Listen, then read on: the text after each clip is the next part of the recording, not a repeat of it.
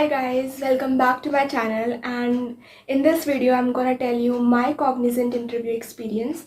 First of all, I am final year engineering student and I am pursuing BTech in the specialization of Electronics and Communication Engineering, and my college is MIET, that is Merit Institute of Engineering and Technology, which is in Merit itself. So अभी आपने मेरा college और मेरी branch जान लिया, so let's get started to the video. तो mostly जो companies होती हैं उनके कुछ इस तरीके से राउंड्स होते हैं. फर्स्ट इज़ एप्टीट्यूड राउंड, फिर टेक्निकल राउंड, फिर कुछ कंपनीज़ के 2-3 टेक्निकल राउंड्स होते हैं, उसके बाद HR round and then final selection. So अगर मेरे एक्सपीरियंस की बात करें तो I got selected for GenC role in Cognizant. तो मेरा पहले क्या हुआ था, रिटर्न हुआ था एप्टीट्यूड, उसके बाद इंटरव्यू था, टेक्निकल इंटरव्यू, और मेरा टेक्निकल इंटरव्यू में ही HR इंटरव्यू इंक्लूड था. तो मेरा अलग से HR नहीं हुआ था, वो टेक्निकल में ही इंक्लूड था. उन्होंने लास्ट में कुछ क्वेश्चंस पूछ लिए थे, वो मैं अभी आगे बताऊंगी उन्होंने क्या क्वेश्चंस पूछे थे. सो अब इन राउंड्स को अलग से समझते हैं, एक एक करके 1 by 1. सो मैं कॉग्निजेंट के परस्पेक्टिव से ही बताऊँगी सारे राउंड्स को. तो पहला राउंड है एप्टीट्यूड राउंड.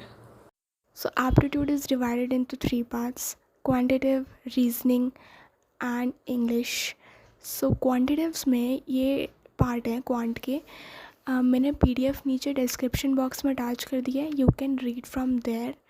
क्वांटिटेटिव के टॉपिक्स एंड रीजनिंग के topics most probably most companies में इन्हीं टॉपिक्स में से क्वेश्चंस आते हैं, जो बहुत इजी होता है, नॉर्मल पढ़ाई करके सॉल्व कर सकते हैं इन टॉपिक्स में. मतलब क्वांटिटेटिव मतलब एप्टीट्यूड क्लियर हो जाता है. After completing the written exam mail आता है कि you are selected, like you selected for the technical interview. उसके लिए कॉल आती है.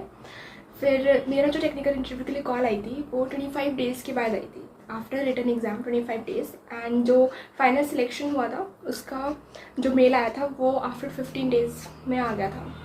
तो जो नेक्स्ट है टेक्निकल राउंड, उसके बारे में जानते हैं कि उसमें क्या क्वेश्चंस आते हैं और कैसे आंसर करना है, तो वो देखते हैं हम. सो टेक्निकल राउंड था नेक्स्ट. उसमें मुझसे जो क्वेश्चन पूछे थे, मेरा इंटरव्यू बेसिकली 45 मिनट्स का था, 45 to 50 मिनट्स का था. तो सबसे पहले उन्होंने जो इंटरव्यूअर थी उन्होंने मुझसे कुछ एप्टीट्यूड के ही क्वेश्चन सॉल्व कराए थे. एक परसेंटेज से था, एक प्रॉफिट एंड लॉस से था, कुछ क्वेश्चन एप्टीट्यूड. उन्होंने कहा कि खुद सॉल्व करो, और मैंने जो इस नोटबुक में सॉल्व किया था वो मैंने अपने कैमरे में दिखाई थी उनको. तो उन्होंने कहा ओके. उसके बाद उन्होंने मुझसे डेटा स्ट्रक्चर्स एंड एल्गोरिथम के क्वेश्चंस पूछे. बहुत बेसिक क्वेश्चन थे, like what is data structure, what is linked list, what is array, and then OOPs object oriented programming system. वहाँ से क्वेश्चंस पूछे थे, वो भी बहुत बेसिक थे, like what are the 4 pillars of OOPs, explain them, इस तरीके के क्वेश्चन थे. And the 4 pillars of OOPs जो हैं वो उनके रियल लाइफ एग्जांपल्स क्या हैं, तो वो एक्सप्लेन करने थे. तो मैंने कर दिया था अच्छे से.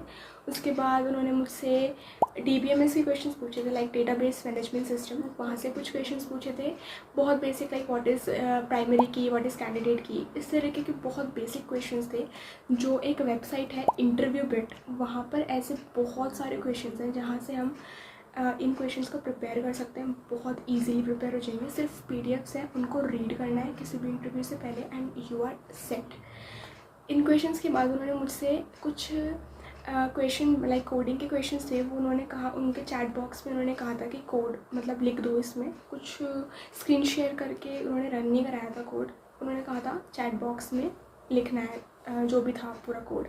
कोडिंग क्वेश्चंस भी इतने कुछ टफ नहीं थे, बहुत आसान थे. लाइक स्ट्रिंग से रिलेटेड क्वेश्चन था एक, और आर्मस्ट्रॉन्ग नंबर एंड फाइबोनाची सीरीज़, बहुत बेसिक क्वेश्चन. अगर हम लोग इंटरव्यू बिट पर भी सर्च करेंगे कि what are the most common coding interview questions, तो वो बहुत सारे क्वेश्चंस आ जाएंगे, लाइक 50-60 ऐसे क्वेश्चंस आ जाएंगे.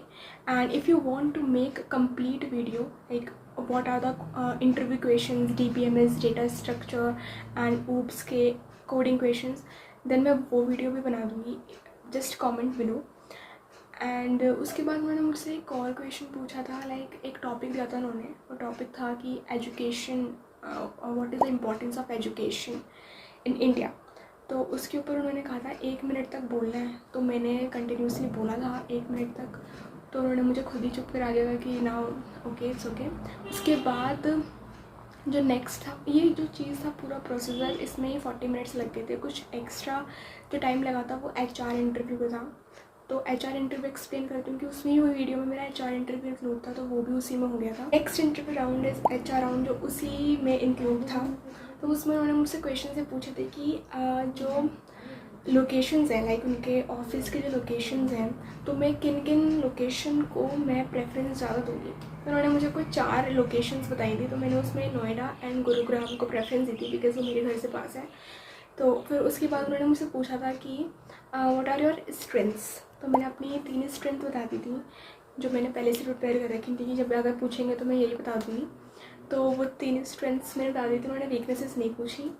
फिर उन्होंने मुझसे पूछा कि are you ready to relocate, तो मैंने कहा yes I am ready to relocate.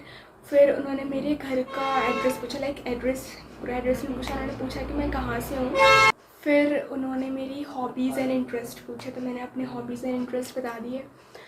बस HR राउंड में सिर्फ इतना ही पूछा था उन्होंने। एंड लास्ट में उन्होंने मुझसे कहा कि do you have any questions from me. उनसे क्वेश्चन पूछा था, मैंने उनसे पूछा था कि आफ्टर सिलेक्शन हम कौन सी टेक्नोलॉजीज़ में वर्क करेंगे जब ऑफिस जाएंगे। तो उन्होंने मुझे एक्सप्लेन कर दिया था अच्छे से सब कुछ। तो ये था मेरा complete Cognizant interview experience. And उसके कुछ टाइम बाद मुझे सिलेक्शन मेल आ गया था। फिर अब मेरी बैकग्राउंड वेरिफिकेशन और मैंने ऑफर लेटर भी एक्सेप्ट कर लिया है। So I'm ready to join soon, and thank you so much for watching. Please do like and share this video with your friends, and I'll see you in my next video. Till then, bye bye.